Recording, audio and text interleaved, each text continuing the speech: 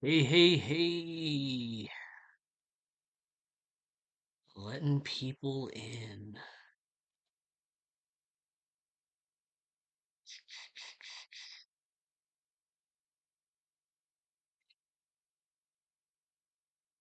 Hey, everybody. How's everybody doing? You can unmute your mics um during the opening period. I don't care. We can chat a little bit. What's up, Travis? What's up? Travis, what's going on, man? Nothing Hi. much. Starting reading. That's what we're doing. Mhm. Hey, Kashawn. How's it going? It is My going damn all radio off. right. Oh, yeah, can you turn it off, baby? Thank you. Okay, Jamming out to the so radio, man. so as usual, we're gonna take some time to let people kind of Thanks, pretty lady. funnel in. Um, But in the meantime, kind of like the first 15 minutes, if you haven't like been to one of these before, during the first 15 minutes, we kind of we chat a little bit. If anybody wants to like read something short, kill some time while we let people in. Um, the floor is open. Just speak up on the mic or leave something in the chat to indicate that you want to do that. We'll also do a little bit of that after everybody has done their kind of main sets, probably for 15 to 30 minutes. Let me move. Gotta pop out the chat. Still bad at Zoom. Okay. Yes. Oh, Bloomin' Onion people are coming in Yeah, to Daniel support popped in. their girl.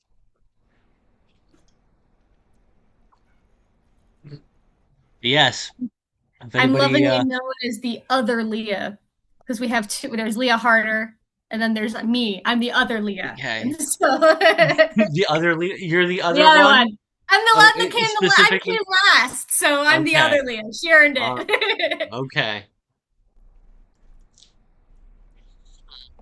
Yes. Daniel's here. Here he is.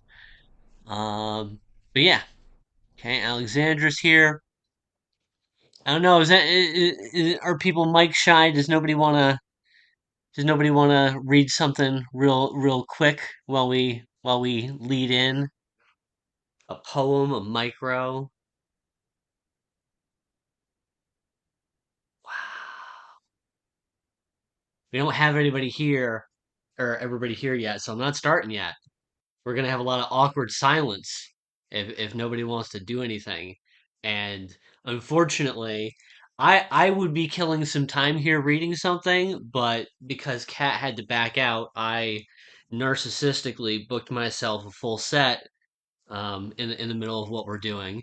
So I'm not gonna read anything beforehand because you're gonna have to hear me too much later on, and I'm not gonna do any extra. Wow. Why don't you read your elephant story, which was amazing, by the way? Thank you. I'm actually going to do that during the set. I'm kind of, yeah, or yeah, there's one of like the three that I'm going to do during the set. Travis Um, knew it was good. He knew. Then you knew it was good, so you're like, "Nah, I got that one slated." yeah. I'm happy about that one. I feel like I'm excited about the micros and kind of since I'm coming in last minute, I'm cutting myself some slack. I'm gonna let myself do some micros. And if you put me in a debate, I could probably argue that they're prose poems. So, you know, I was thinking that while I was reading the elephant one. That was so great. it's a justified block of text. I mean, yes, it has dialogue, but I didn't even use quotes. So, I'm gonna put uh, my little poetry editor title to shame, but I still can't tell the difference between a good micro and a good prose poem. Still Maybe baffles me. They maybe come into there's my no queue and I'm like, difference. God damn it. And I don't know what to do with them. I think I don't know. I think you can argue that it's a prose poem if it's got like a certain degree of a rhythm to it. Like a micro doesn't need to have that kind of like flip to it, I guess, or the melody to it. Whereas I mean I do a little bit of I guess cheeky sound play in some of these. Not all of them have that. But yeah, I started was doing the poetry. I'm still doing the poetry, but I am kind of slowing down on it right now just cuz I've got some weird personal stuff that I'm working through and the poems are a little weird to write at this time. So they're coming, but they're coming at a lot slower pace. And so I started writing the micros and I'm having like a lot of fun writing them. And I now have a second manuscript in the works before I finished my first one, because that's how that goes. But I'm really excited about it Exactly I how that goes. Yeah, that's I exactly. because I like Elephant. Of what I've written of it so far, I would say it's middle of the pack as far as what I like. So I'm gonna read one that's coming out next week. Um, and Who wins? that's the one that I mentioned on Twitter that got picked up in 12 minutes. Who's it with? It's gonna be in Gonzoid next week. Ooh, been seeing lots of. They're brand new, and I've been seeing all sorts of They're fun stuff. brand new. I think it's like an open secret who runs it at this point. But yeah, I kind of picked up on it. We I can kind let of it pretend to be a secret for a little while longer. yeah. But I kind of picked up on it when I saw like the title of like the mag and somebody else's kind of tweet that alluded that they might be doing something.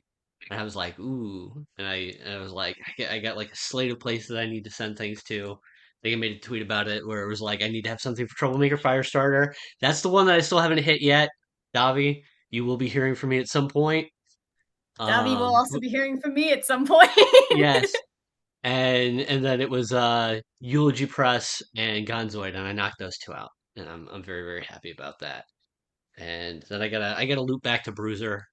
I gotta loop back to Bruiser because it's been a little bit too long. What the I gotta fuck get at is least a couple things there each year. April 30th. I That's plenty of time. I've got a I think I know what I want to send you, and it is a poem, and it's been in the works for a while. I've been setting it aside and coming back to it, and it's one of the ones that I've been working on for a longer time. But that you're probably gonna get a poem from me. I'm gonna send it. Hopefully you like it. If you don't, that's okay. But that's the idea. Um, as we continue to chat, we've killed 7 minutes. We still have like 8 to kill. We might start a little bit early if Ben shows up in time. But I'm not starting until Ben gets here because I want him to be able to hear all the sets. Um, Anybody that has filed in since we started talking, does anybody want to read a poem or a micro to kill a few minutes? Just leave something in the chat. Wade does. Well, ZH says Wade does. Wade, I like it when Wade reads. I Want to read something, mean, Wade? God, I've been editing so much that I haven't really written anything new. Um, I can look through my books and find something, maybe, possibly. I mean, it can be an older thing that you just haven't like read out loud yet. I mean, I'm cool Sure, with that. sure. Let's see what we have here. That's interesting and short. Give me a second or two.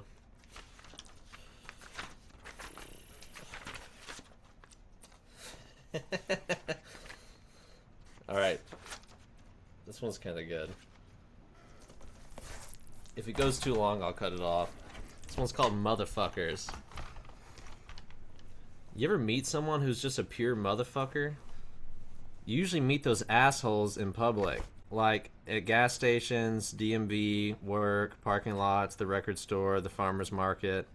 Motherfuckers know no bounds. It's always worse at work, man. Especially if it's a motherfucker that thinks they're smart. Those are the worst motherfuckers. And because I haven't won the lottery yet, it is to my great misfortune I have to deal with these motherfuckers. Hell, I kinda like dumb motherfuckers sometimes. For example, a dumb motherfucker Yo, let me get a Powerball ticket. Yeah, two quick picks. Oh, my custom numbers. Oh, let's see. 4, 20, 69. Now, smart motherfuckers. So actually, you're telling me that you won't do what I want because you say that's against regulation. Actually, here's what we're gonna do. We're going to have a thought exercise about this philosophy because theoretically, rules exist. Yet I am very important up here. And we all know that my work is a top priority and that I am working towards Nobel Prize winning research. You want me to explain to your boss that you're inhibiting my Nobel winning work? Would you like me to do that? Go for it. Here's his number. It's 555 555 5555. I'm not breaking regulations, you fucking prick. These people are used to bullying around interns and fresh graduates, not grown men. And I learned all this years ago, and knowledge is power. I'm not saying it's good knowledge, but it's certainly a pattern I've clocked in human behavior. Some people, and an extreme portion of them with PhDs, are complete and total motherfuckers. It's astounding. They're kind of useless motherfuckers if you really think about it. They're the type to freak out at the BMW dealership when their low tire pressure light comes on. What do you mean? I paid $87,000 for this car. Do you realize how much money that is?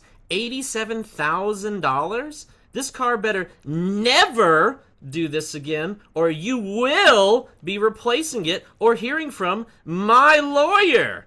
Professors, lawyers, doctors, generally all motherfuckers. There are exceptions, sure. Like my own doctor is pretty cool. This dude wears Dickies coveralls, and I see him shopping at Walmart like all the time. Usually he notices, me, and he notices all the beer in my cart and says, maybe you shouldn't drink that much, but it seems to be working for you. Don't worry about it. You'll probably be fine. See? I can respect that. My point is don't listen to these so-called smart motherfuckers. Question them harder, put pressure on them, step on their necks, slash 3 of their tires. That way insurance won't cover it. Fuck with their authority, become a menace, become unfazed. The real question is, why are you listening to me? I could very well be a motherfucker. Alright.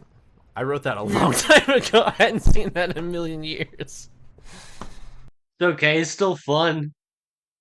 Hey, it's new to us, right? Just because it's old to you doesn't mean that it's old to us. I don't think I tend I to write shit like that when I'm mad about something. I was I really just mad that day. no, it's good. Man, it shows. Right. Fuck you! You don't know me!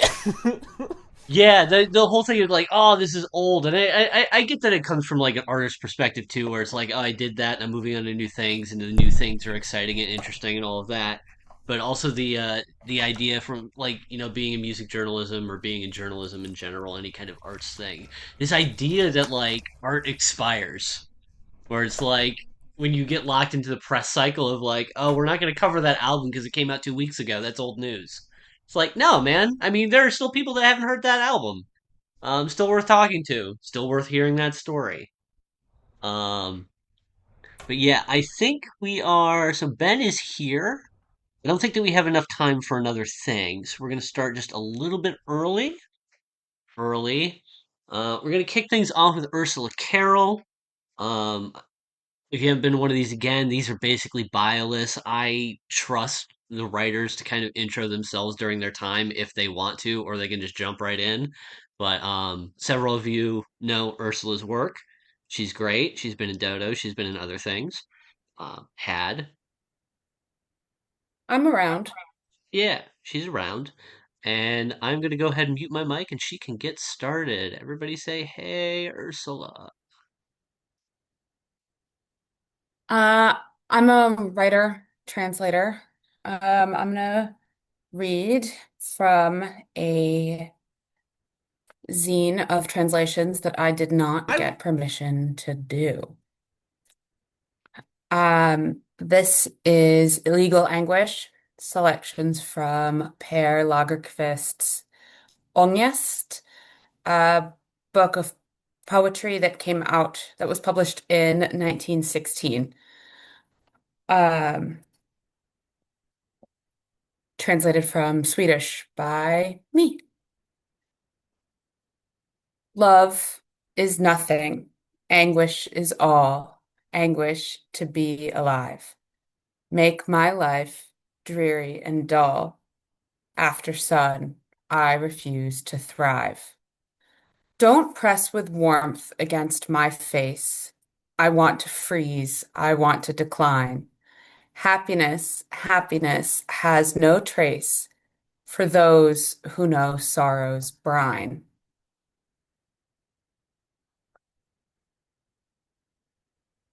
How could I not eat soot and clay from your hand, O life, my mother? Drink from your slimy sea until my mouth became dark, my words so heavy. Sorrow beat me, pain cut me down.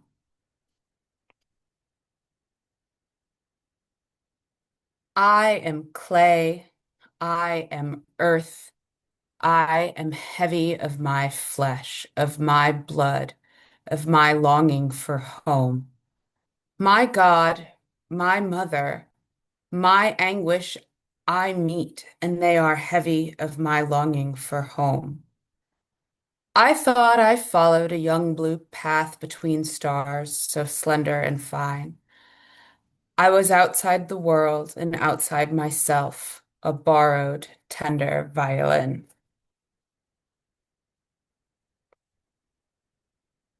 At the Salvation Army, a woman just found God. Doesn't the room shine with clarity? A little woman in gray and worn clothes that shroud the meager skin around her body, around limbs slim and tepid. She fumbles with trembling hands in the heavens blue and high. She steps with fervid feet high among the suspended stars. Why is the city not alarmed? Why are the cars on the street not moaning? Why aren't the pedestrians hurrying to places that are very near? In here, there is a woman, petite in tight gray clothes. She fumbles in the heavens. She steps high among the eternal stars. In the night, I dreamed that the man I rent from suddenly stands bent over my bed. He doesn't quite look like himself, but I know him all the same. His features are harsher, his beard longer and wildly overgrown. There is something about his whole demeanor that frightens me. He stands and looks at me for a long time, mute. Then he says quietly and seriously, "Up with you now." "What? In the middle of the night?" "Yes. I have rented the room to someone. They are a bright stranger, a bigger person, and a beautiful room. It is not for somebody like you." And he bid me to the door. He opens it. Just outside the threshold, an abyss gapes, dark and bottomless. All my limbs tremble. I want to hold myself steady, and I cling to the wood of the door frame. Then he gives me a kick, and I plummet into the darkness like a bullfrog with floundering legs, ludicrous to the end. Tormented by visions, I seek the darkness, but in the darkness, I am scared of the white bones that skulk around in my body. Gleaming, they rise from my feet, curled and crawling over my chest, a ghost that gropes around in my flesh. Anguish, oh anguish, the dead who rot in the soil grope around in their grave. You devil, my limbs have no need of your fat when inside you gave death to me. This is my favorite one. It's about lip filler. Some people you meet on the street have big, meaty mouths that project far out, but their eyes are just two empty holes in their heads. I couldn't love someone like that. Their veins likely pump lots of blood to their lips, and naturally their mouths would be lovely to kiss, but I would never be able to forget the wide open, empty pits right above. No, I long, long for you whose eye sockets stand full of blood all the way to the hard corners. You whose mouth shriveled in loneliness and thirst. Your lips are like woods after rain. so laden and fresh. How I thirst, thirst after you. But when I ask again of all the anguish from which you will deliver me, do you then have something to give? Your mouth is lighter than mine. Give me your pleasure. Beloved, take me to your courtyards, the lovely courtyards. In your chest, deep down inside, two candles burn, as white as milk. Beloved, take me there, from the dark into the lovely courtyard where our candles burn. I also have something of my own. This is a poem called Jazz Cage about a nightmare I had. It is a giant house, or it is an auditorium or a church, with that indescribable gray carpet that burns your knees, palms. Sun ray thick through eastern windows, hot mid-century air. My heavy footfall fumbles over tiered floors, fevered. It is so hot, tropical, steamy, big dark room, stagnant smoke. A birchen glass box I cannot escape in one corner of the room is fogged up with breath, with sweat, with fear, with want, and near the window where the heavy sun is burning, a hole. Four men are playing cool jazz. A man with a trumpet is wearing sunglasses, and the bassist is staring at the ceiling. Bobbing my head with the music, I palm at the blonde wood slats of my enclosure, and I know the solution is simple, and I am rubbing my fingertips, raw, bloody, shameful. Like a rat, I chew at the wood, splintered lip, splintered tongue. It is so hot. I am hypnotized by this heat, by that radiating horn. Hot, wet enclosure exhausts. I press my face to the glass, listen to the men. Eyes closed to orange beams, slump to floor now. Steam is an alien comfort. Pseudo womb lulls me to useless sleep. Crumpled and motionless, my hair mats to my face. Dream of widening circles. Right arm extends towards weighty sun cannot reach. When I dream in cages, I dream of the beach. I walk on the beach, toes digging in the sand, and I see my friend. He waves at me and asks, "Why are you so sweaty?" and hands me a cigarette. And the sun is like water on my back, weightless and clean.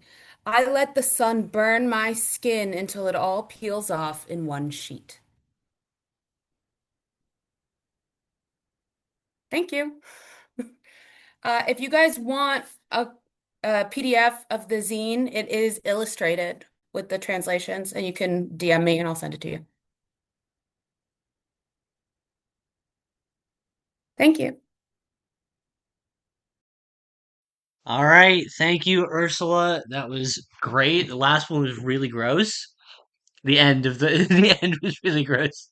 The skin flaying off in one sheet. I'm a fan of. I mean, based off of the poems that I took, you know that I'm a fan in general of like poetry that doesn't insist upon being necessarily beautiful in the kind of typical way. I like gross poetry. I like poetry that is difficult or messy or whatever because I don't know. I find that more honest or more human or whatever. The idea of the poet who is wizened and perfectly manicured and has pruned all of the little I don't know difficulties out of themselves. I don't know. I skin flaying. More poems about skin flaying. All right, let me bring up my docket here. I think I think people know who is next, but let me check my schedule. Yep, Davi. Davi is up next. Davi, you ready? Yeah, I'm Davey. It's cool. Davy. Okay, Davy. Sorry. No, you're good. All right, all right, all right. I feel like I haven't seen Davy spelt that way. Like I'm used to like there being an E at the end, and then like Hmm. I don't know, Davy. Sorry about that. I It's will pass it cool. over to you. Hi. So if you don't know me, I run Troublemaker Firestarter. Uh, and if you don't remember my Dodo poem, I'm gonna read it first. So, the men who hurt me always have long necks, protruding Adam's apples, blue eyes, red hats. He doesn't understand transgenders, and he listens to Come Town. He likes me naked and bumping lines on cloudy afternoons. He wants nothing more after we fuck in the front-facing window of an abandoned home.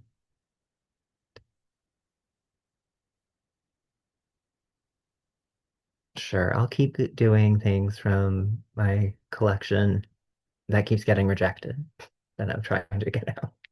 Um, I'm not looking at the chats if you're saying anything to me. Um, You just, You oh, can look after. You can look oh no, after. We're gonna say I'm nice so, things. Kashawn has something very interesting to say about Come Down. I'm interested. Anyway, this is No One Cares after Diana coin a win. Cousin tells my mother, your kids are so successful. I wish I could say I'm as autistic, as dysfunctional, dysfunctional,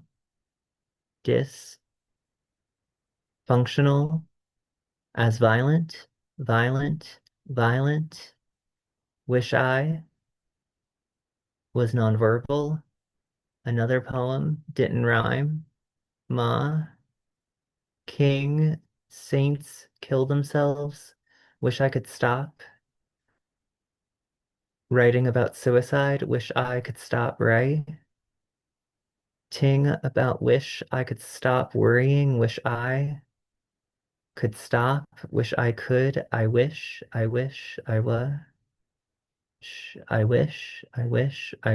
I wish. Wishing is just gay prayer. You taught us spilled. Burn it up like a gay parade. Intoxicated, emancipated, unapologetic. Hate that I don't know how to be. Joyful, resting bitch face. Resting bitch life.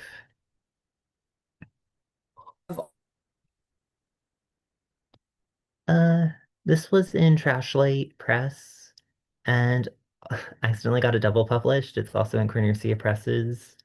Uh, it was the Autumn Anthology last year. So this is Paranoid Helicopters Dead Penguins. Your kids are talking to pedophiles on the website where you can be a penguin. Decorate your igloo. You're invited because this party isn't a party. You know where they are at all times. Longitude, latitude. My friends are being objectified on YouTube. People are obsessed with his VPL, his visible penis line, his verified pretty life. The abuse forms. The abuse doesn't feel real until someone comments on your video.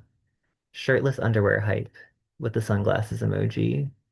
Yeah, that was fucking cool, yeah. That's what you asked for? I could be a teenager. Your kids are talking to subs on BDSM forums, yelling at them. Pay the ugly tax. Princess Valerie wants to go to Warped Tour.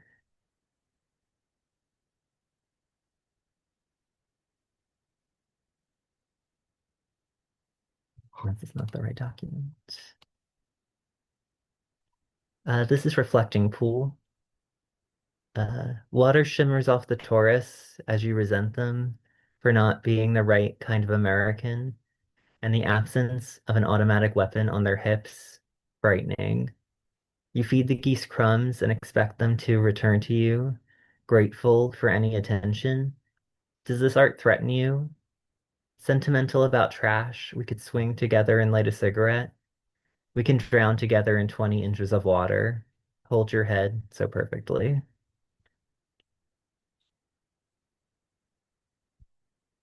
Uh, we were talking about grandmas. All right, I'll read this really sad poem. This is Happy Holidays, Good Luck. I don't think my grandma killed herself on purpose on Christmas '09. A diet of cigarettes and diet pills will bring death eventually. I don't know why I keep grieving. I don't get it. That I keep being upset she's gone. She couldn't take another winter. She couldn't take A. She couldn't keep. She didn't keep breathing. Keep breathing. Her funeral is on New Year's Eve. It would be new. She would be newly gone. She would be gone. Bob was her former lover, my grandfather. He had a stroke in '02. He was alive and heckling the black priest who knew her. Was her friend. So racist didn't get to go to the funeral lunch at the Italian bistro. She was cremated. She was now a golden rectangular box. They hadn't invented an urn holder in cars, so my mom drove and I held the box of ashes in my lap. In my lap. I was so young then. Keep holding on. Hold on, wait, wait, wait. Don't go, not yet. My mom asked if this was fucking me up. That a week ago, I hugged Marianne goodbye for the last time on Christmas Eve, and then a week later hugged her again. Every Christmas since gets more. More decorations, bigger tree, more expensive gifts. What still feels missing? What is missing? Who is gone? Another winter gone? Santa, can she come back? Have I been good enough? I keep asking.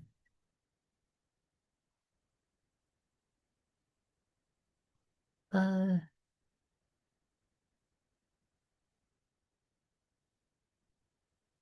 I'll read, this will be my last one. This was in Major 7th Mag. This is Winter Solstice. It was snowing again and I was bleeding. You told me not to do this anymore. Bar fights had to be banned. You sat in your chair as you knew better because you were a therapist. I showed up to the appointment with a bloody and maybe broken nose. You handed me a tissue and asked if I needed to go to the emergency room. I said I was fine. I wanted to show you that I was doing my therapy tasks. I filled out the emotion worksheet and was only angry 5 days out of 7. Well, it was only 4 on the paper. I didn't get to fill out Thursday. But my half day at the bar ended with me kicking out some loud piece of shit who threw a chair at my coworker. It was a week before Christmas. Why can't the alcoholics hold in their outbursts at least until the holidays are over? I bled on the paper as I waited to hand it to you. You hesitated, but you knew I was the one for you. You liked the patients who didn't quit, always paid on time. You specialized in anger management. You grabbed the ice cubes from your office mini fridge and placed them on the bridge of my nose. The ice melted as you applied pressure to stop the bleeding. You said I needed to refrain from being security. I was the bartender only. I tried closing my eyes as the ice burned against my skin. And thank you. Yeah.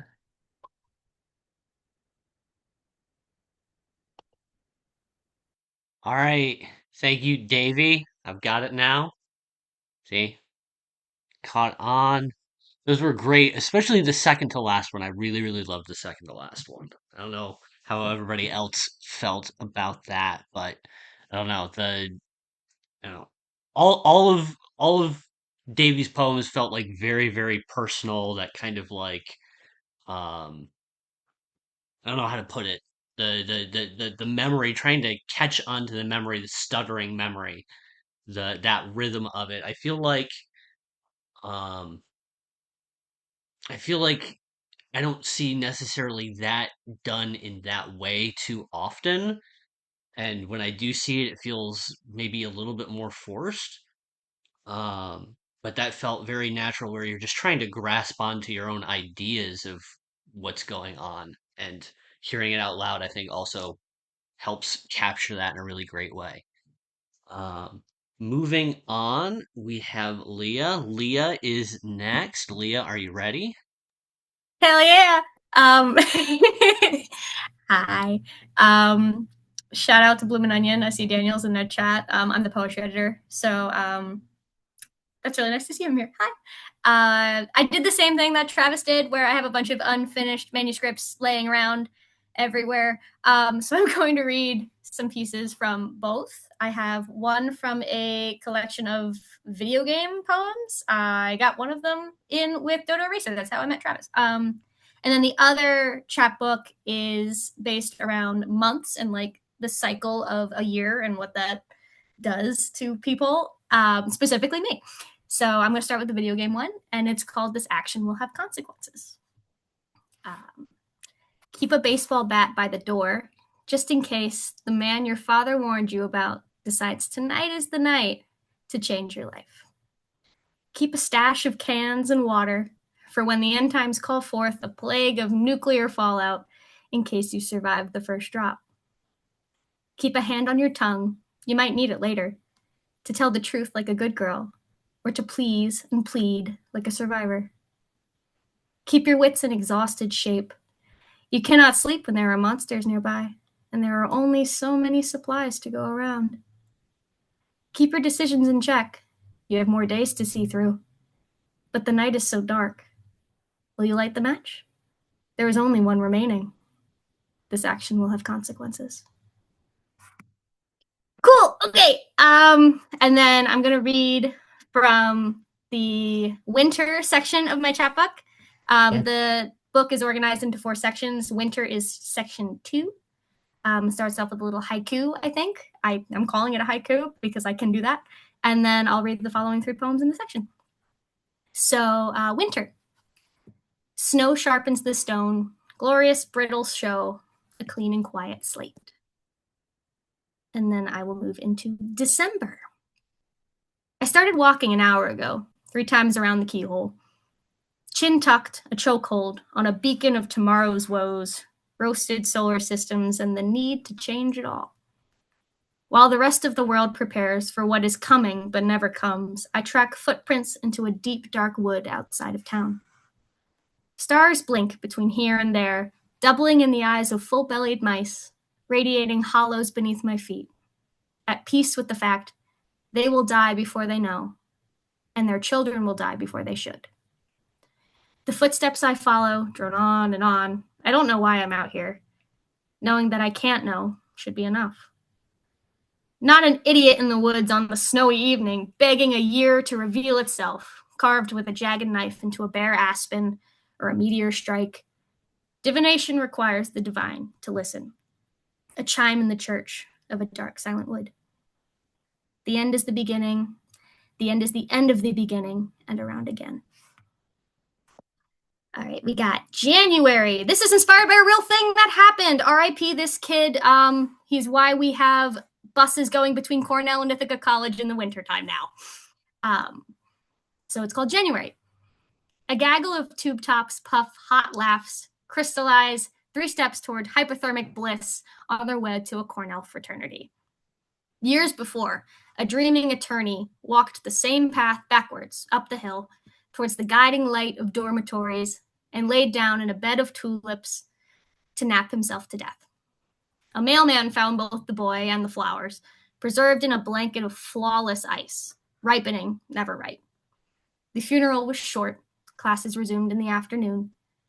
He haunts every party on campus. Brilliant, translucent neon, double-fisting Fireball and hot Cheetos in the kitchen by the sink. Disco balls in his belly with frat boys who don't know his name. In the morning, those boys don't know where he went. They don't know where any guys or girls coming and going, and they're telling the truth. People disappear all the time, too set on springtime to feel the cold for what it is. Early risers find footprints between here and home, at the bed of budding tulips, and find nothing worth remembering.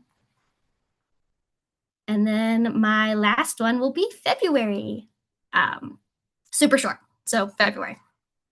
One day, when I crack my knuckles, they'll pop open like lockets and show me all the good I've held in my hands. And when they ache, the pain will be warm. Cool, thank you! All right, Leah, that was great. Um, there's I don't know what it is about your rhythm specifically, or even the way that you talk about you set scenes within your poems. Very good at setting scenes. Um, and like I think I told you like way back that it was forget the name of the poem, but it was like a fruit poem, and it's like I don't give a fuck about fruit That's in this poems. chapbook. That's May. Right. Okay, it was May. It was May. And it's like I don't give a fuck about fruit poems, and it was like, oh my god, somebody wrote a good fruit poem because it was just like how sensory it was.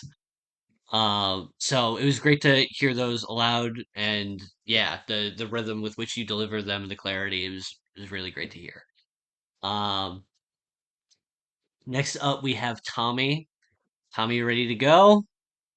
Yeah, I'm good to go. So hi everyone, my name's Tommy Wyatt Blake. I'll be starting off with a poem from one of my latest titles for your entertainment with Troublemaker Firestarter. Then I'll be reading some poems from upcoming projects, which includes my poem in Dodo Racer. And the last few will be new shit. The first one's titled, What Are You Waiting For? Tire scrunched asphalt, fissures of sun, AC hissing on, crash punch into you. Eyes all starfished in slow to patch movement. When the plinking rings pink from the wrong direction, you think you blinked out of existence and you don't know how long it's been. The voicemail playing, warbled by metal, nerves pinched as the cadence flashbangs. I don't want us, this, anymore. The words grafted from AI sadness. You can almost hear it. Your unbuckled seatbelt, that red ding warning, elapsed time, dusk freckled glass, the mountainside cracked wide open. And then I also have a poem titled This Action Will Have Consequences. And it's also a video game poem, so I thought I'd read that one. This is After Life is Strange. Static festers in the recordings of ocean sounds. This possessor of somatics. I feel it in my chest as I'm trying to sleep, breath constricted, like I can't suck in enough air. I shift to the left, my body compressed. What was that? I can't tell the difference between a frequency stained by water and a home invasion. The ways it's possible populate by likelihood, and while it's low, I won't take any chances. I'll take a light with me to look in every room, dooming myself to this role, deprived of rest, seeing nothing but apparitions, visions vortex in my mind, so the danger is with me, vibrating to bone. I intercept a set of memories I don't want to dissect until it's day, and if I know the deadbolts are locked, why don't I feel safe? It's not what I want to be tricked by the recall of time, but I repeat my night over several months.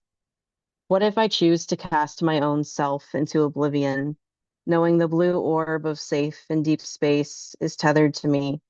Did I run far enough? Can I relax now? The next poem is my Dodo Racer poem. It's titled Signs About Faith Keep Populating Around Town. I refresh my timeline to a video generated by AI, a fascist lift up to heaven by Jesus, the one with a white face, all starry glow and flashes of clouds, the American flag projecting on the fabric of space. Tweets silver fishing, last words as a motive for his death, the local time 12:23 p.m. Total mask off moment for those bound by belief that the enemy is their unknown. Those ghouls who weaponize the same fear faced by the end of a barrel. Civil war silver tipped on their tongues as they pray. I scroll through ads of his freedom shirt, shots at every angle. Reality pounded out the mouth of those who can't hear the call coming from inside the house. I wish for a future that doesn't abandon gender for Old Testament rage. I plug my phone in, blasting trans anthems, and I'll take the first exit to Ohio. The littering of churches pass by, all fractured and condemned with white-stained panels peeling off, where the spirits are loud and light in harmony with the voice on the radio. And I think I read a little too quickly, but I just have the two poems left. And this is new shit. This one's titled Paranoia Strike. I watch BoJack Horseman when I'm in a deep refracting depression, when vodka in a plastic water bottle is a vessel of glitter rotting space, and I want to go on a bender faded, all supernova and decaying. When the TV turns on by itself and another episode plays, I don't change the channel for hours. I'm stuck on the screen, its vortex of static, sucking me in all spiral style. When my vision warps to the speed of light, paranoia strikes, and I diagnose the sounds my house makes at 4 a.m. And I'm never going to sleep because I need to cycle through until I can't feel again, until it ruins me. May this memory form to a void where my hands are no longer hooves. And then my last one's titled Singularity. Sequins in sky, a sequence in design, star eyes. When I'm gazing into the blue perished night, I bite off my glove on my left hand, plunging it in snow as cold spikes to bone, devouring me, and I feel choked. How the hurt clung to me as I went inside, numb fingers swiping through headlines and inspire a wish for oblivion. I am so desperate for something to break to light, time fissuring and all. Survival is a continuation of singularities, and I'm tired. What else can my body do but possess me with myself and all that will ever happen? Thank you so much, and thank you for having me here.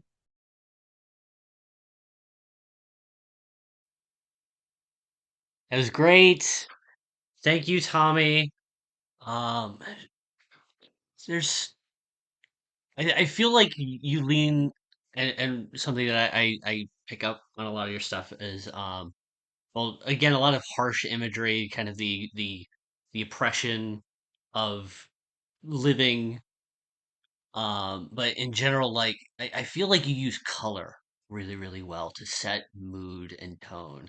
There's a lot of different uses of like you set a color and then you go into a description about something that feels very kind of matching, and it's an action that matches that color. And I don't know if that's kind of a general thing that you lean on with intention or whatever, but I feel like you're a very good tone setter with how you approach poetry, and that's kind of what I really appreciate with what you do. Um, and I guess it's time for my stuff. If that's okay with everybody. I'm like a last minute adding myself because of circumstances and things going on. So I'm kind of breaking the rules. You can call these prose poems, but they're basically like flash fiction. I'm gonna read three of them. They're all from a new manuscript called Great Losers.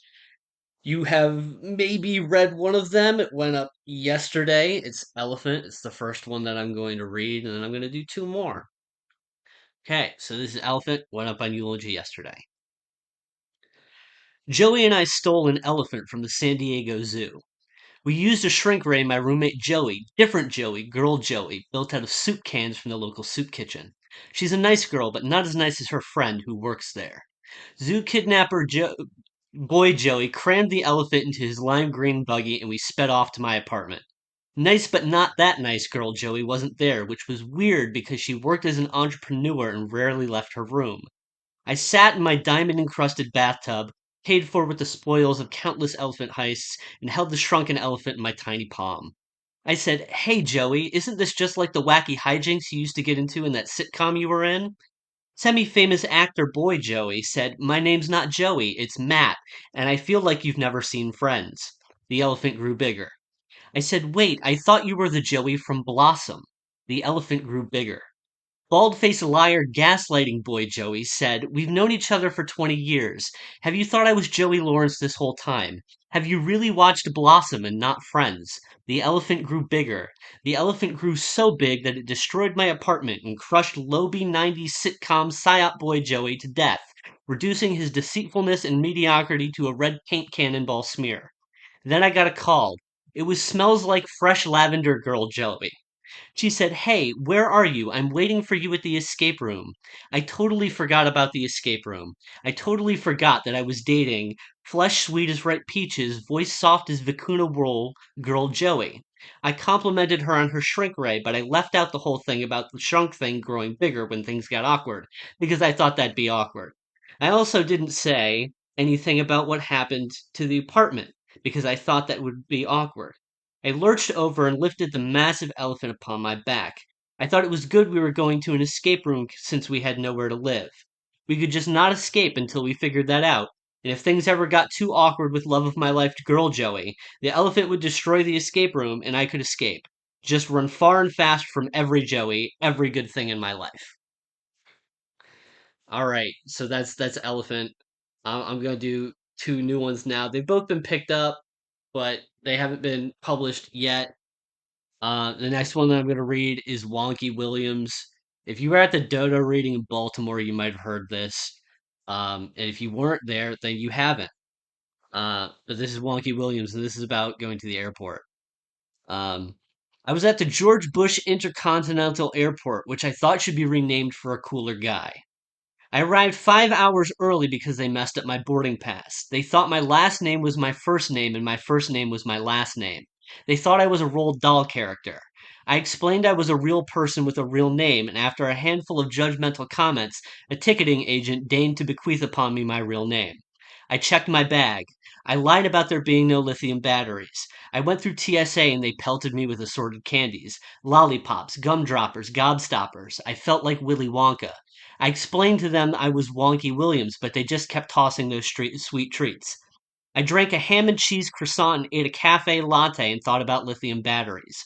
I took a life-threatening coffee shit, but the bathroom was beautiful. The toilet paper was thin as a Russian figure skater. It tore easy as the fabric of the universe. None of the automatic faucets worked until I turned the knobs. I dunked my hands in toilet water. I painted the airport with chocolate. I listened to the apples in stereo. I listened to my intrusive thoughts. I thought about lithium batteries. I wondered if the Sanrio combination Bluetooth speaker nightlight I bought my friend would kill us all. I googled, will the Sanrio combination Bluetooth speaker nightlight I bought my friend kill us all? Google said signs point to yes. I shook my magic 8 ball. My magic 8 ball said it is certain. I shrugged like a weasel. I entered the gate, which was protected with talismans. I burst into flames, but I kept my cool. I boarded the plane and was bespirited by Baphomet. I ate a sea salt chocolate quinoa crisp and a small cerulean cup of Coke. I teleported to the cargo hold and immolated my melody. The plane fell into the Atlantic Ocean. I fell into the depths of hell. My friend played her songs at my wake. I requested her Sanrio song, but she didn't hear me. But she did play it anyways, immediately after I asked. I thought it was a good coincidence, more so than a miracle. Baphomet asked, what's her name? All of the demons asked, what's your name? I said it only matters what you call things when you have somewhere to go. All right, that is Wonky Williams. And the last one that I am going to read is called 1 Billion Guys. And this one is going to be up next week. And this one is, I like this one. I like this one a lot. Okay, 1 Billion Guys. There were 1 billion guys at the Oscars. They were collectively up for Best Actor for their starring roles as 1 billion guys in the feature film 1 Billion Guys. A few years ago, a guy who played two guys, twins, won Best Actor for his roles in the movie Twins, a remake of the 1988 classic Twins. It was impressive how he managed to play both the big one and the little one so believably without any special effects, the actor expanding and contracting his skeleton like a true shapeshifter of the silver screen.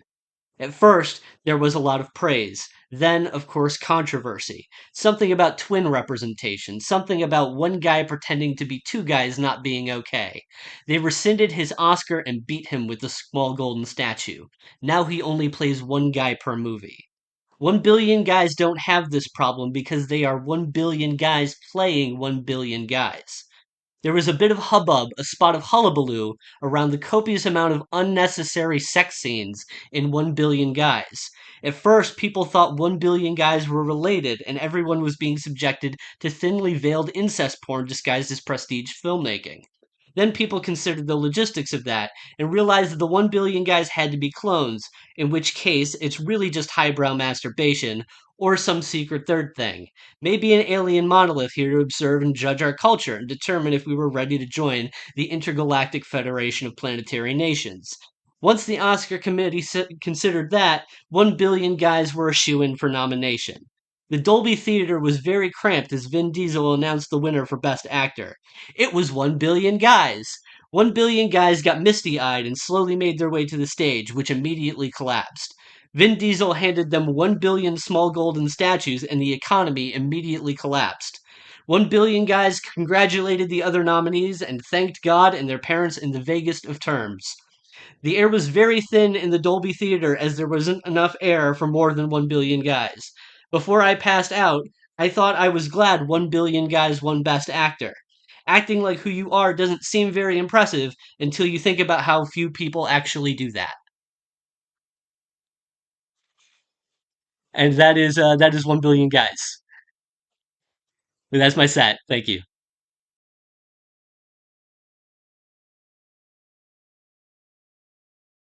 Good. I actually have to kind of lead in the next person. Let me do that. Okay. Kashawn is next. Hi, Kashawn. Kashawn has been in a lot of legitimate journals like poetry. Kashawn has been in poetry. He's good at poetry. I wouldn't Kashawn's say going to read anything. some poems, and it's going to be very different than what I do. Thank you. I wouldn't say that I'm very good. It's hard to follow those micros. Those are awesome. But I'm really excited to be here, and I'm been really excited to kind of watch Travis kind of blow up out of nowhere. And you're doing amazing, and I love it for you. So I'm gonna read some poems. I figured I was gonna read some like new things. I had a book that came out last year, and I will read one poem from it. You guys can hear me okay? All right, cool. So this one's called How May I Help You Today? Sometimes this freedom with an asterisk feels like standing on the edge of humanity, which, if we are being honest, looks suspiciously like a Wendy's parking lot where grease and cigarette butts and foil wrappers go to die. Watch this new sunset as the breeze rips leaves from trees until my fingers ache of ice and I can no longer feel my ears. The doctor tells me the pressure in your eyes is elevated. Keep an eye on that. But I am watching this new sunset, flaming and real and innocent as I remember, redolent of frying beef fat and dead gray plumes of cancer. The letters inform the state is garnishing my new wages, that judges have ruled against my feudal body and decided that my brand of fiscal recklessness deserves recompense, as I paced and waited and grew in circles for 21 months until release. Bloody born again, but never a virgin citizen. Now I don slip resistant shoes, scrub oil from the cracks and tiles, and create new constellations by connecting the burns on my arms, not for my near future, but to appease a voracious past I was dead. What can I do? This freedom, its asterisks weigh heavily on my new bones, and my debts are lead gold, blood, almost as crushing as the pressure to succeed, not nearly as crushing as the guilt which swaddles my corpse each night when I rest my smoke-stung eyes. This is real life. Becoming a person again requires time, money. Figure it out, kiddo. New starts don't exist. Thank you, thank you, thank you. And then this one is called Gas and Stardust.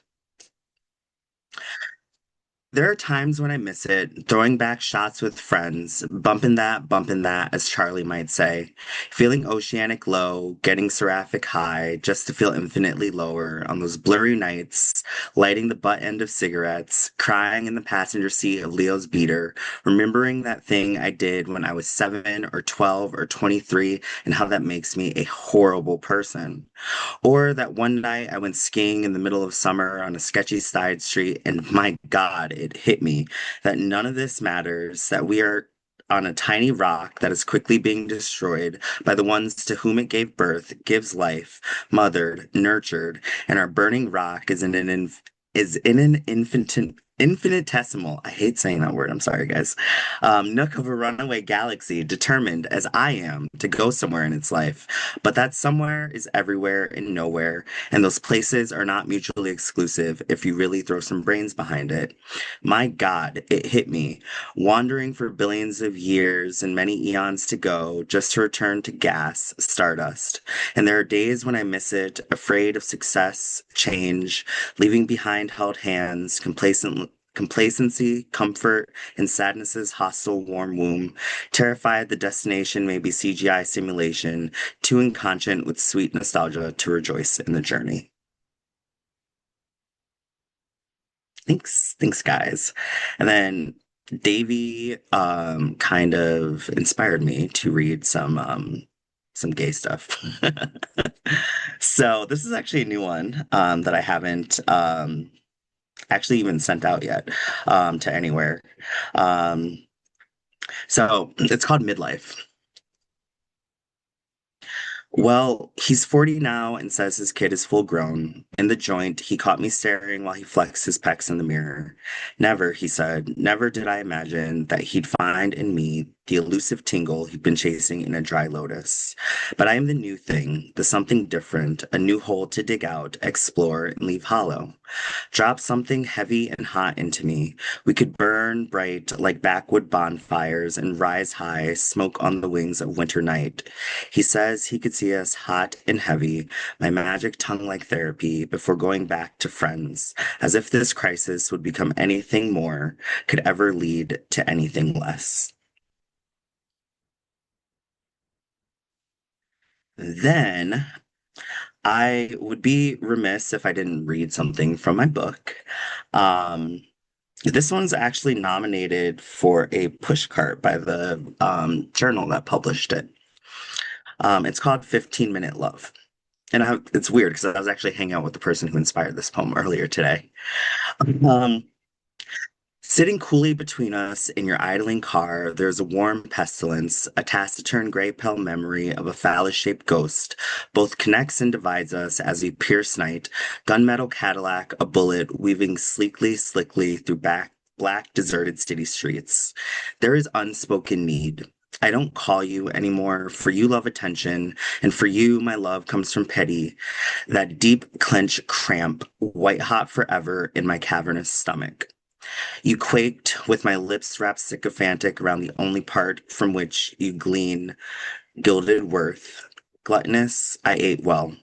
You'd have soft fists, full testicles without me. Right now, she's probably riding that screeching slug, hips pistoning, bucking like some foaming rodeo bull. Voices entwined, sick rapture, a two-man choir named Desire, while her child giggles petulantly from the pew. Left on the side of the road, pewter plumes from the exhaust searing my throat, staining my eyes, because all I have left to give, time in 15-minute recorded intervals. I don't call you. I remember, however, yes, I recall, as do you, the shudders, how I run deep in umbral esophageal cave, the heat, your fingers in my hair, oh, the heat, white hot finale, gluttonous, all this brushing the back of my tongue. Then I have two more.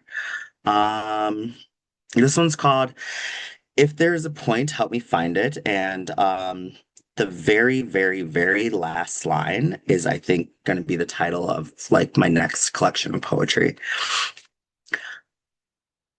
Is it selfish to celebrate my small victories when our liberties could be retched away before twilight? Grandma is nearly 90, and the pregnant thunderheads threaten new floods her Bible cannot comprehend.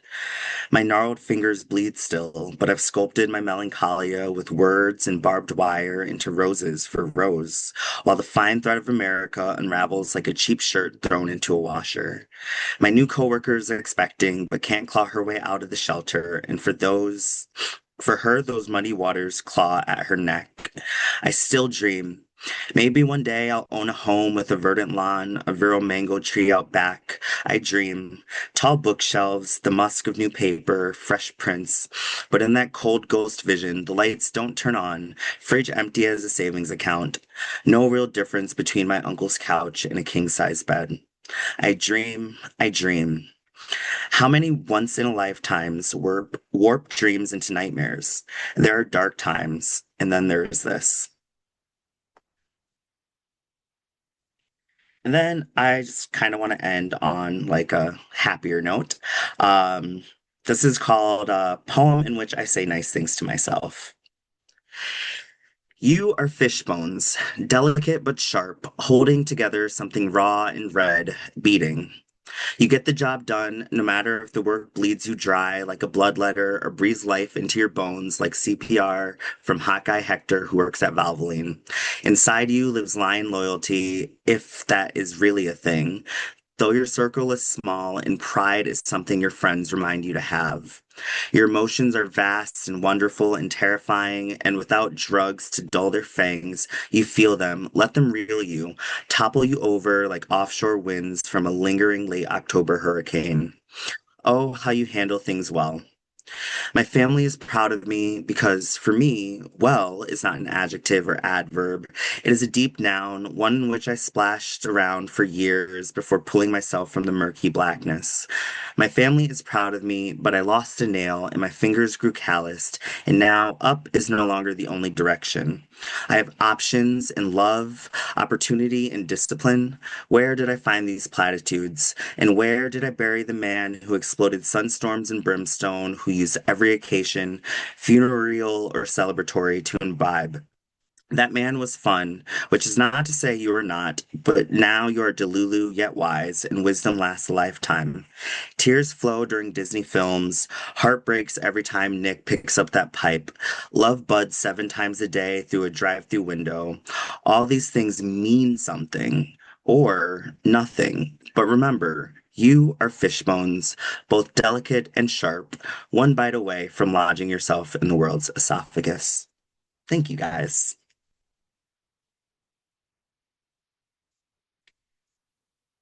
All right, thank you, Kashawn. Yeah,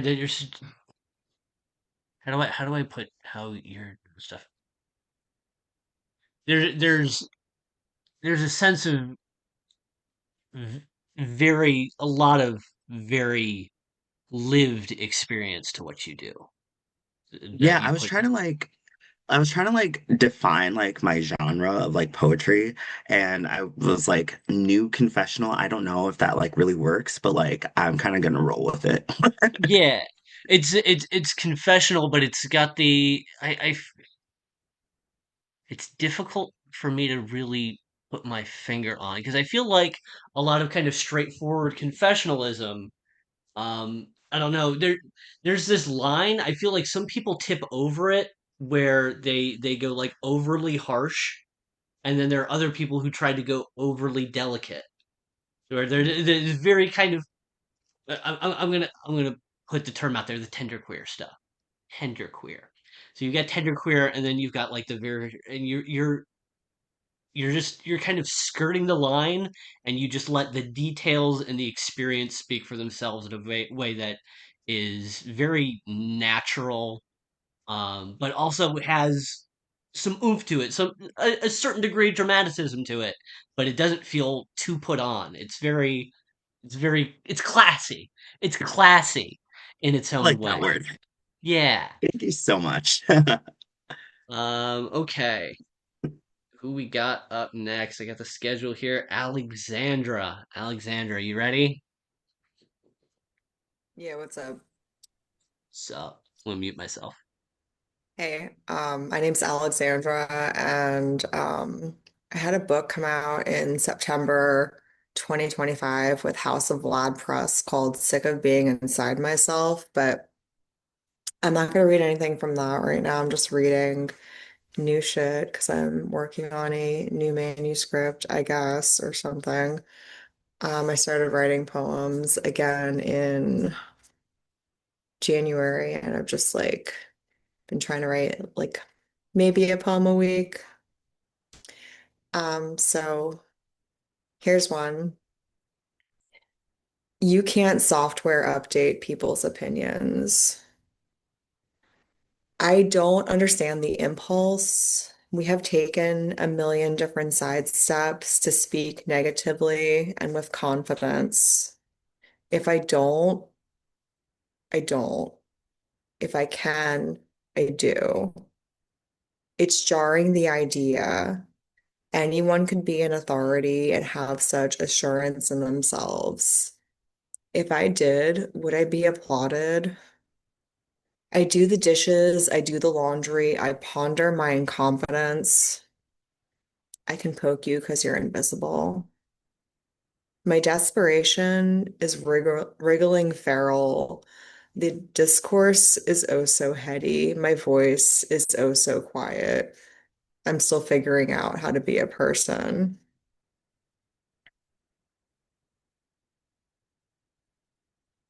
I'm not a boomer. I'm not here to make conversation. I want to linger a little more than usual. The wind chill, the steam from inside our down-filled coats, the quick clip we keep freezer peas in thin leather. I know you've moved on, and I'm happy about that. I just wonder sometimes if you think about me. They say stop and think twice before covering something. Drag this out a few more frames for old time's sake, even though the meta has moved on.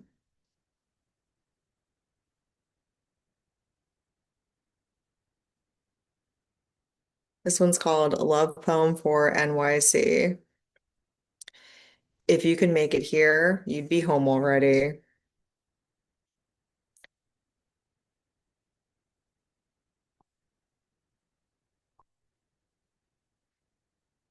This is called Can You Not Buy Back? Oh, you cannot buy back the alt-lit feelings you felt in 2012. So much is unreal, and I do care. Mostly in the shower, I fantasize of all the things I would say in post if standing up for myself didn't give me a tummy ache. Cortisol spikes, confrontation maxing, my quick takes, my nuance, my media literacy, my delivery and eloquence, gaining the adoration of thousands or maybe hundreds, but I don't pray to that anymore. Is this a fascist Me Too small joke? Are you aware your self-pity is distasteful? I mean, what are we even doing here? You see my belly, think I'm rolling over. Joke's on you, buddy. My trust is not a weakness, and I do not fear you. I can feel the tension of your need for my opinion. How many beliefs have we held that are really myths that we use to convince ourselves to continue consuming? It is totally normal to donate plasma to afford a day in our lives. For my mental health, this is AI. A friend will brave the cold with me, venture toward the savory crunch of artisans banh mi, later lick curry mayo from my lips. It is in these moments, with wind-chill numb toes and tight faces, we determine what we will make our bodies do. They say chronic isolation causes psychic damage. We don't have to be weird little guys yelling at the internet with imaginary dolls. Sticky waves of data lapping us up. You can interpret this hell however you want. The point is to change it. This one's called My Name Will Never Be Mentioned Except by Friends and People Who Have Fucked Me. The biggest indie smut film of the decade weaponized therapist speech. The audience is still scandalized. How does it feel to be all hankering, no empathy? I was a star trying to one up or get a leg up. Once one lie happens, more lies get tacked on, forking out a psyop. A good PR campaign is not recognizable. Everyone's so creative. Everyone's so fucking important. I want to be included, but I don't want to go. I never believed in magic until all my dogs turned into snakes. I didn't say anything. I was thinking about writing. This one is untitled. If you can think of a title, maybe suggest it. Leave your idea in the comments. Untitled. I like it when you're reading a Frank O'Hara poem and it's definitely about something.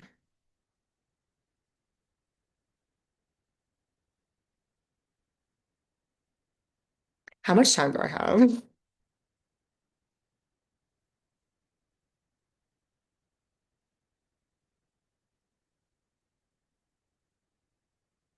Okay. I'm just gonna sit. I don't have, do I have like 5 more minutes?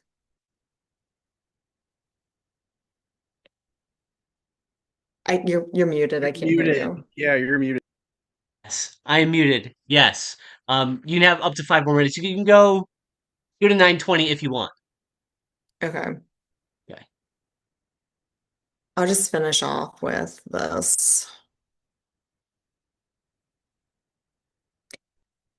I am once again contemplating being a capitalist body in a corpo-fascist state. One, I no longer feel creative except when envy compels me. The kids are searching YouTube for brain rot, literally typing brain rot in the search bar. I'm sorry, we're still alive, aren't we? My memories are like monsters hiding. We all believe in magic and we love our little rituals, drinking blood and swallowing flesh. What's on your holiday wish list aside from luxury items like food and shelter? I know they see me on their door cam footage, masking a pained expression every time I walk past their $3 million home. Smoking on that Jack Skellington, smoking on that Magi's gift, smoking on that sound of silence. Puff him if you got him. Two, Sam Altman can't imagine raising a newborn without ChatGPT. Not to sound snobbish, but I can't imagine regurgitated Reddit mashups dictating anything I do. My trust is cultivated in the silly nonsense that I invent. Arranging breadcrumbs, looking for hidden doors. There's got to be something better than this. All jokes aside, my reality is fully tethered. I take it all too fast, too serious. I've made peace with being the 50 cent in every situation. The truth will always come to root, even if I'm perpetually too early. Soon, anything we can touch, smell, feel, hear, see will be owned by 4 companies at the most. I'm here to hold your hand through this. It's going to be ass. 3, don't post that. It's a poem. Winning the battle every time I open my notes app. Thanks for cutting me off so you could wait at the red light quicker. My op is always searching the ceiling when she talks about her grief. The bright lighting helps her cry on camera. There was never a moment I played that disingenuous game. There are so many secrets I could spill, but my anxiety is high enough. I am too pretty for this timeline, yet not sufficiently beautiful to skate free.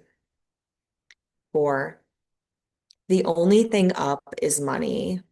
Trace my veins in graffiti and diesel exhaust. Hustle culture grows, and now we can bet on the news. Shout out to the bags under my eyes. Shout out to irritable bowel syndrome. Shout out to the fragile prism that is language held in the hand of a stumbling klutz. I ain't gonna work on the content farm no more. 5, we're late for school today. My eldest daughter won't let me tie her hair in a ponytail. 2 of her classmates had lice already. It's not about fashion. I want to yell but leave the room, come back, exaggerate a deep breath, grin and try again, create a new space rubbing tea tree oil at her roots. Are you a kid? She asks me. What do you think? I say. You can change your rhetoric without changing your worldview. Sometimes I wish I was younger and also a different person. 6, I'm a victim when I fail to express myself and end up misunderstood. I'm a victim when people say mean things about me. I'm a main character because I post about my life on social media. My op is the queen of just asking questions, and we're the sorry people. Trying to get poets to do anything on a deadline is like herding cats. That's capitalism, baby. 7, how do you know where to put the numbers? How much time do you need to spend online to participate in culture? Being an expert means easy digestion. making connections. The algorithm rewards viscosity. Thank you.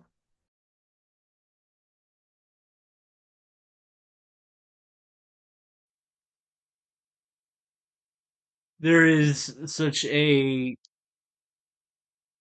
absolutely over time, hyper focused, completely unique voice to what Alexandra does. Especially in that last one. So it's some of like the shorter ones. I'm like, is there gonna be more? Because the way that you deliver them, you like even the longer ones you pause, and it's like, is there gonna be more? And then it goes a little bit longer, and then the next one actually happens, and I'm like, it throws me off, but like it's fun. It's disorienting. It feels like the internet in that way. It feels like I'm being bombarded by a content feed, but like if the content feed was self-aware of how weird it is. So it yeah, that was really really great. We've got one more reader. This is one of my like new favorite poets just period. I'm trying to amp this dude up. I feel like a lot of people are trying to amp this dude up. He needs more followers. So if you don't already follow him on socials, he's our last listed reader for the night, Mr. Benjamin Starr. You, Travis. I'm gonna take my video off here so my shitty Wi-Fi doesn't go out in the middle of this. Um, First, I want to say thanks to Travis for having me and setting all this up. I sort of like new to this, but I just want to say I absolutely love this community. It's so cool to be a part of, and so I thank everybody for showing up tonight and reading. It's been really great. Um, okay, so this is like half new stuff, half old stuff. I write like a lot of prose poems that are sort of microfictions. I don't know. Anyways, we'll start with an easy one. This is called Trouble at the Secret Agent Factory. We don't really go for the exploding pen anymore.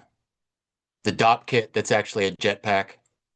The watch with a button you press to take down communism. Everything is so impersonal these days. Just a few hot keystrokes and I go slinging down the dark web, scooping up sinners with an electronic whisper. Used to be I got to break a sweat, break a few megalomaniacal bones, really get my hands dirty digging around in all that patriotism. Now, by the time I found that next briefcase full of gold, my schedule is already packed with HR debriefs and training on top of the line tech, led by some greasy skinned kid who was barely a concept when I notched my first state sanctioned kill on the bedpost. It's enough to make you want to drift into the big sleep, enough to get you dreaming about that first iced martini after a mission, enough to make you wonder if maybe the bad guys were always right.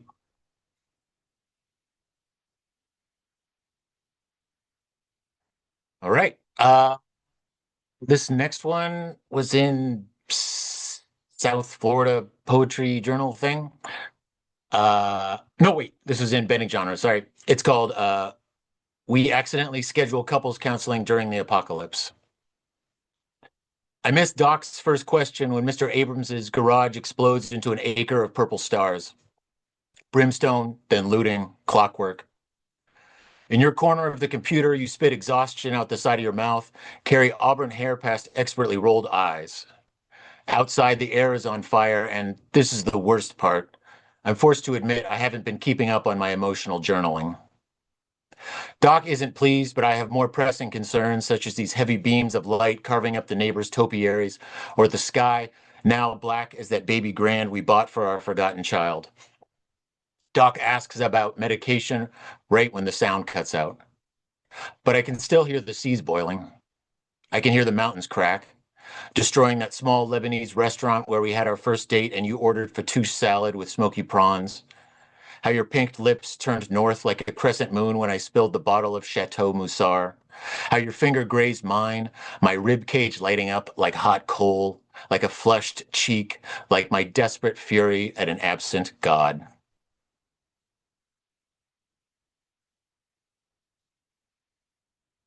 This is a new one. Annual performance review. Apparently, my synergies are not sufficiently disruptive. My leverage dynamics are not generating positive workflow efficiencies. My solutions-oriented approach has not been appropriately right-sized. As punishment, they made me sweep the parking lot with nothing more than the cilia on my tongue and a box of unsharpened Dixon Ticonderogas. And not the small parking lot reserved for C-suite leadership near the commemorative statue pit, but the bigger lot for junior executive vice presidents beside the Hall of Champions. The lot with Teslas spilling out like split sacks of grain. The lot that smells like that guy who broke my sister's heart, who always called me sport. Colleagues crooned from the office hymnal and tossed bent coins at my midsection until my ribcage was smeared with indigo crescents. A sliver of asphalt embedded itself in my thumb, just under the radial border, stuck like a bad dream. The office nurse told me not to worry about missing my annual KPIs, then kissed my palm while she sucked out shards of pavement, her teeth shimmering with each powerful thrust. All right. Okay. This is the SoFlo one. I matched with the blob on Hinge, and it is not working out. Won't be surprised to hear he doesn't talk much. Mainly just oozes. Oozes on the chair. Oozes on the dog's sheepskin throw. Oozes on the monkey pod table next to his stack of gothic erotica. When we started dating, he was very attentive, embracing my curves in his shapeless form, my scalp disappearing into one of his many pink orifices. He'd spend all day deliberately dripping over dinner in our cramped kitchen, pen love notes splattered in plasma, leave portions of himself sprinkled throughout the house so I'd know he was there. But recently he seemed distant. Or maybe it's me. Maybe I pulled away once the townspeople, all rolled up sleeves and bitter pitchforks, came for our clandestine coupling in one big collective moan. Maybe if I tried just a bit harder, he'll touch me like he used to. Thick froth of arms looming over me like Kanagawa's great wave.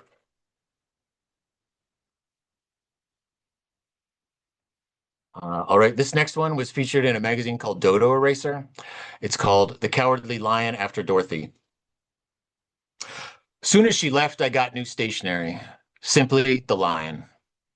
Used good cardstock, luminous as her audacious shoes. Knowing this alone wouldn't salve my soft stature, I puffed up my indomitable curls, gold like ancient coins. Roared so loud you could taste smoked thunder. Citizens of Oz, bite-sized minions cloaked in clover, don't love me like they treasure their precious scarecrow. Phony fistfuls of brains stuffed under pounds of baked hay. Or that Tin Man, phallic axe and crude hunger for oil. No one questions if his ticker is true. If that sound like God throwing dice round his alloy chest is actually rippling flesh. How to manifest bravery again. How to articulate courage again. Without suffering a broken bone or a broken brain or a broken heart. I'd have to ravage the whole damn town, fearless lion teeth slashing away at all that emerald skin. All right. This one is Love in the Time of $40 Celebrity Smoothies. Bo loves to love, but Love is sick of his shtick and tells Bo as much in his DMs. Bo took Love to Cantellini's where Love ordered the veal parmesan even though Love claims to be a vegetarian. Once, Bo took Love skydiving. And in the cornflower amplitude of sky, Love sabotaged Bo's chute. Broken in a heap of split bone and origami skin, Bo picked himself up, dusted off his tangled spleen, and invited Love to his improv show. Backstage, Love didn't bring flowers, just told Bo to keep up the work. Then Love went home with Joy, who refused to yes and, but looked eminently edible in a pair of slubby denim like the deep sea. A few months later, Bo ran into Love at Erewhon, near the Tonic Bar, where they shared a smoothie that tasted like Billie Eilish and talked about the Real Housewives of Stockton, California. Now Bo is dating Regret. They met at hot yoga, and hopefully she is more his type, but Regret has the attitude of purple sea anemones and hair the color of rancid winter. All right, two more here. This is another new one, sort of a different style. This one's called How to Overthrow a Government. Kindergarten is where you begin to learn about the government, its branches, its bureaucratic tentacles, its grand old flag curling like a bitter tongue. You need one, a government, fracturing like a femur after a fall from a revolutionary steed, double-barreled shotgun snout, smoking, mane flowing, belly bulging like a sack of hummingbirds just aching for you and a minivan of your ex-lovers to draw hibernating swords, to slash and slash until you hear nothing but a patriotic hiss.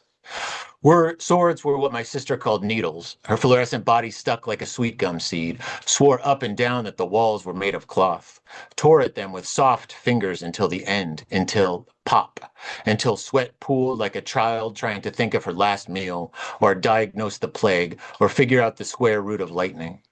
It's worth learning about history before everyone you've ever traded DNA with gets reorganized into supple gelatinous cubes, suitable for mass consumption, suitable for easy storage, like a gun safe, buried behind piles of purple coats and amber waves of full grain leather, locked like a bomb, just tick, tick, ticking away. Time to play Hail to the Chief. Time to blaze up those cigarettes hiding in your expired MRE. Time to strap on the blindfold made from cotton and tobacco leaves. Time to sit back, relax, and start the countdown until it blows and you blow, and each past winner of America's next top corporation blows this popsicle stand with one last delectable lick.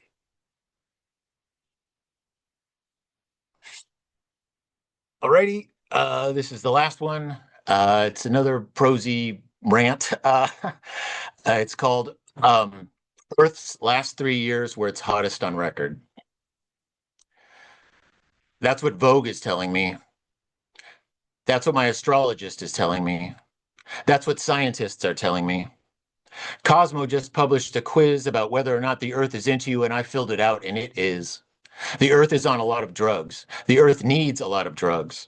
The Earth was just spotted canoodling at Bar Liss with this year's most eligible season, fall. The Earth was just spotted stumbling out the side exit into a pocket of paparazzi, perfectly potted on espresso martinis and god-tier rails of uncut sulfur. The Earth has a new organic skincare line. The Earth is not involved in any of the day managerial decisions, but is willing to make 2 social media posts per week, #ad.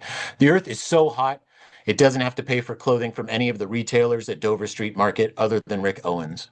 The Earth is so hot, its seas are boiling. The Earth is so hot, its ice caps are literally melting. The Earth is so hot that once you and I and my daughters have had our skin cauterized until it bubbles up in chalky puddles of the blackest carbon, the Earth will still be hot enough to melt the man off the moon, to make distant stars pop like oil in a lit skillet, to make Orion himself eager to loosen his famous belt. Thank you.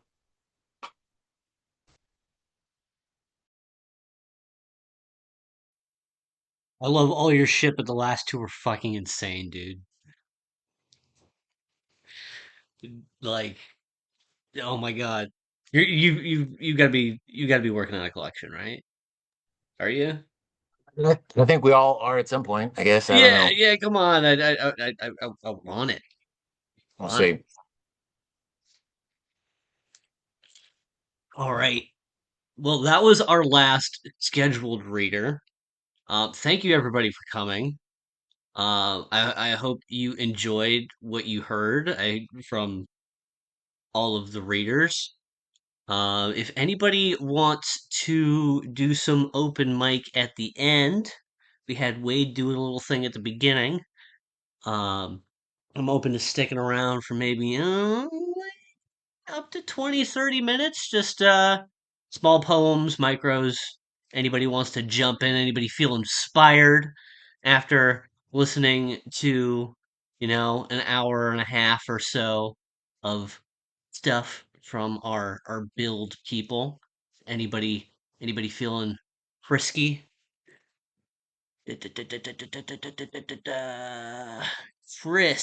Chris wants to do one. Chris, you have the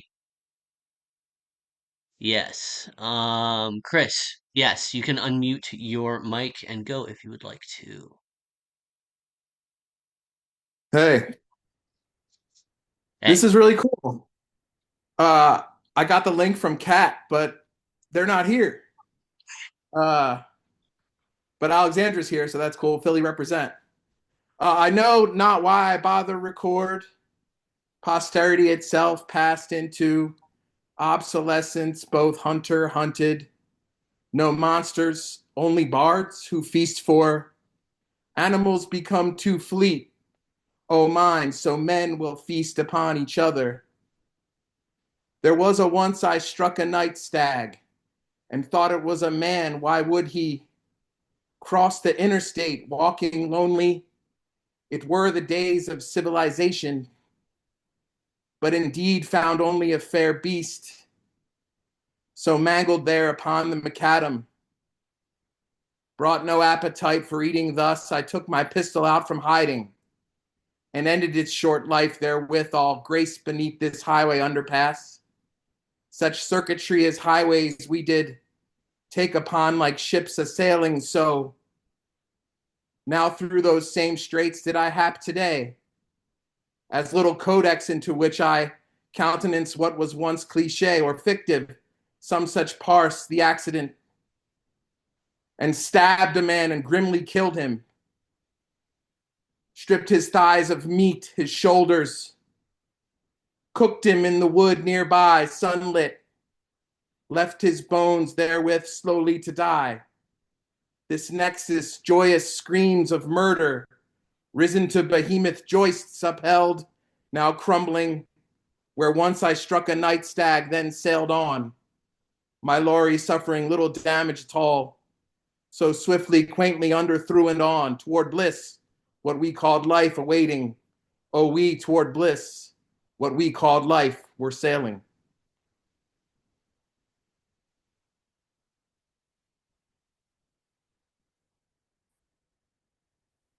All right, thank you, Chris.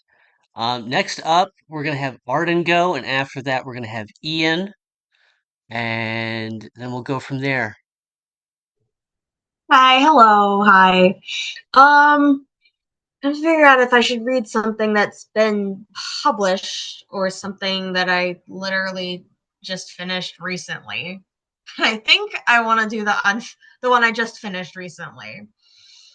So, this is called Crank slash Crash. I'll finish this like I finished for my first, which is to say I didn't and I never will, which is to say I was tequila gay at 3 a.m., a dumb boy with a dumb bird brain, startling when all of you throw rocks at my window because one of you lived here at some point, or am I remembering wrong? I'm sipping this vape like it's another Dr. Pepper, burning through my body count on fast forward. Look at me, renting a theater nerd and never touching his dick. Sorry, playing Monopoly off his weed, wishing he'd do something after tying me up, hyper popping and bopping and maybe topping and never stopping to hit the ground I'm always dropping. I swear, I I speak directly in front of the vent channel to hear it warp. I need this shit louder than my depression. I can transform to an addiction that fits you. Let me get you and you and you. Take me in the blue room. Roll the stuffed 20-sided die that always lands on a critical fail. Make me argue about why I should be kissed on Jackbox. I really do still care about all of you. Stay down bad, desperate as the time a Cancerian succubus pushed me onto the bed as a joke in university. Can you tell me where the fuck I am? How many of you I took inside me just to feel like I could fight the impulse to implode? He told me every gay person fucks their friends. Is this the Last Supper? Am I eating or serving or a secret third thing? When you've lost yourself and it's time to find your way home and you're running and you can't stop, God, what then?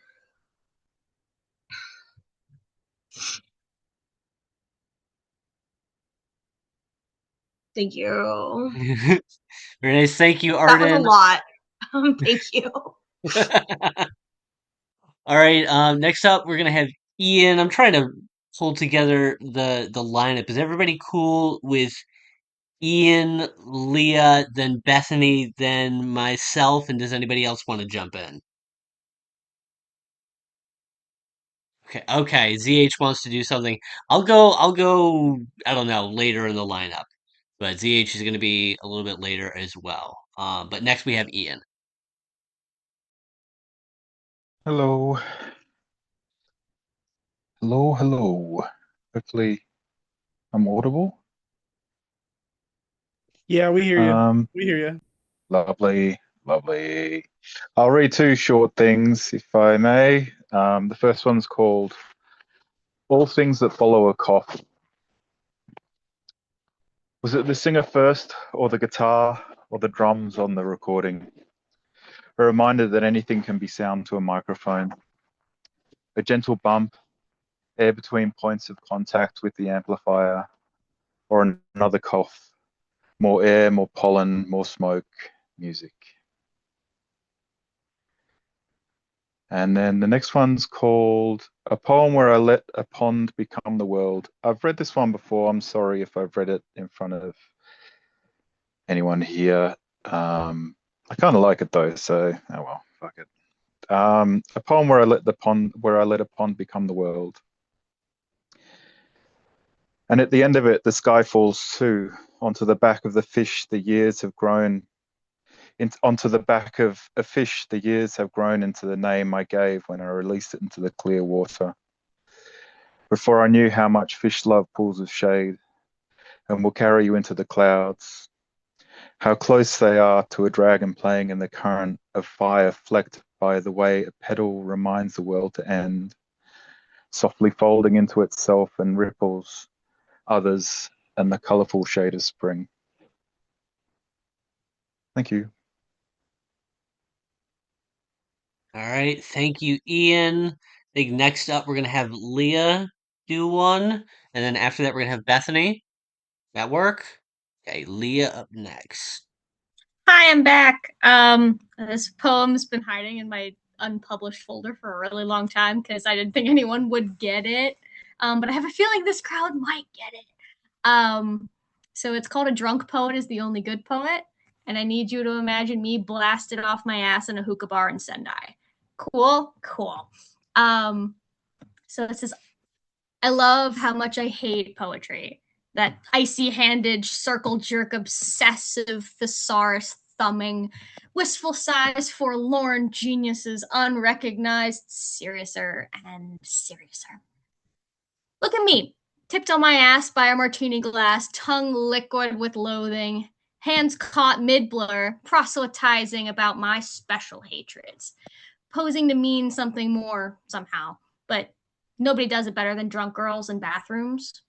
Line break, hiccups, car crash, stunners, dropped like hearts into acrylic, hands folded to catch vomit and pray for a good night on linoleum altars. It streaks so easy. Anonymous, unclaimed, blister blood heels, trailing gin dares, catch them before they're gone. Meanwhile, I'm blacked on apple wine, Googling what the fuck proselytizing means, and writing little words on little napkins. And I'll wipe my presents away and return for tapas before the girls notice I'm gone. Okay, good night, everyone. Good night, Leah. Thank you. Thank you for reading earlier. Next up we have Bethany, and then we'll do ZH, and then I'll do me, and then we'll probably sign off. If that works for everybody. So Bethany next. Hello, everyone. Everyone that's presented has dropped absolute bangers, so I always love coming to these. Let's see. This one just dropped in Wild Roof Journal today, and it's called What Makes Me Human? The fact that I question it, that I set alarms only to snooze them, that I romanticize the moon, that I sing on my commutes, that I chase sunsets for their hues, that I crave things that make my lips pucker, that I hurt and hold grudges, that I base outcomes on luck, that I rip up grass to throw at my friends, that I skip cracks on the sidewalk, that I blame myself for matters out of my control, that my joints moan at whispers of rain, that my prayers are preventative, that I assign meaning to the mundane, that I gape at constellations already seen before, that my body seeks warmth in soft fabric, that I grieve the living before they're gone, that I dance in my socks around the kitchen, that nasty words wilt my spirit, that comfort goes abandoned for a little risk, that my thoughts liquefy under hot shower streams, that my skin yearns for the taste of the sea, that I hug trees and hope that they'll feel it, that naps hit hardest when I shouldn't be asleep, that I fear wild beings far more terrified of me, that I try too hard, that I take too many breaks, that I escape reality through leisurely substances, that my best never feels like enough, that my sweat repulses me, that I sense a domestic future, that I'm not ready to settle, that I don't know what comes next, that I don't know what comes, that I don't know what, that I don't know, that I don't, that. Thank you. Thank you, Bethany. We got ZH up next. Let's go.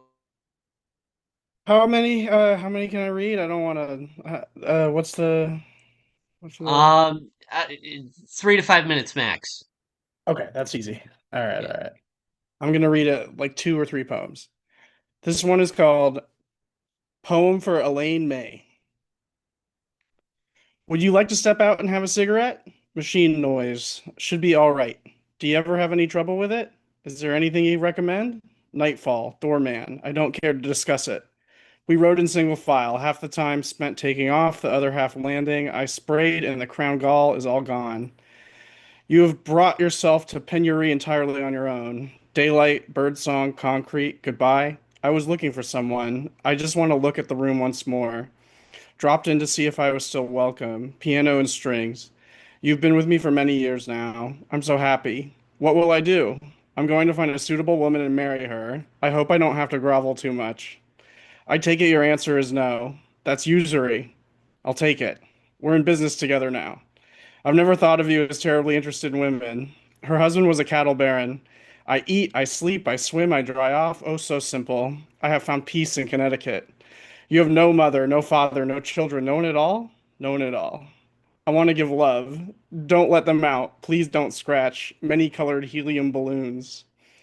When we are working towards something we really love, we can always find a way. I've spent years on this very topic. We're from Glen Cove. I heard he was enormously wealthy when he died. She's all alone in a huge place, hundreds of acres, dozens of servants, no mother, the most isolated woman I've ever met. She drops her teacup. She's perfect. Dab it and blot it. If your nerves aren't steady enough to hold a cup and saucer in your hands, then you shouldn't be drinking tea. I didn't come by car, I came by bus. I'm terribly sorry. The car dies, the sun sets. I work as a teacher and write monographs. My hope is to discover a new type of fern. It's a kind of immortality. We'll pick you up at 7. Will you be having breakfast in bed, or shall I follow you around with a tray? We toast glasses of cold water to science. I'm so stupid and clumsy and gauche. The only difference between us is that I am a man and you are a woman. If you turn me down, it will literally be the end of me. I am lacerated but saved. I can feel my teeth rotting away due to excess of sugar. Forget I said that. Cobalt curtain, navy chapeau, your discreet beauty and womanly presence. You will find someone else. You will find some wonderful woman who deserves you. I'm going now. I am leaving. Who do I know who is pregnant and a good sport? Are you still going to sue me for slander? Ultramarine pinstripes. Let's put it this way. The day I met you, I was a dead man. My life was over. Thank you for keeping me alive, you nincompoop. This is what it will be like. She'll be everywhere. I don't want to share things. I want to own them all by myself. You are hysterical. You must get home. Out, out, out. One of my legs is shorter than the other. The bridal chorus, the big island. I can use this chest, and you can use that one. I'm going to dig up this specimen and take it home for classification. Beginner's Guide to Technology, double cedar shutter doors, hibiscus flower in her hair. I can sing and whistle. I meant to ask you which bed you prefer. I'll take that one. Champagne. Thank you. You have your head through the armhole. Now, just a minute. It looks so strange. I'm sorry to be so much trouble. I think you ought to prepare yourself. Welcome home and congratulations. This is the main hall. Okay, I have one more. It's very short. Poem for limerence. I want to go to Universal Studios with you. I want to touch your crotch on the Mario Kart ride. That's all. Thank you. It has a title. I believe I saw that on Twitter. Yeah, I changed it a bit, but yeah, Eh, an earlier version was there. Yeah, yeah. Okay, classic. I think I'm gonna close this out with one more. It's kind of long. ZH has read it. It's gonna be up on the bulb region in the near future. is longer than my micros. I read this in Baltimore at the Dodo reading. It went over better than Hangman, so I think it's good. Okay, it's called A Poem with Jokes, and it's like 700 words. Sorry about that. Though I don't find them funny, everyone keeps laughing at my poems. So let's do a poem with jokes. Let's do a poem about the time I stood up for myself. Scratch that, did stand up comedy at the Jive Bar open mic.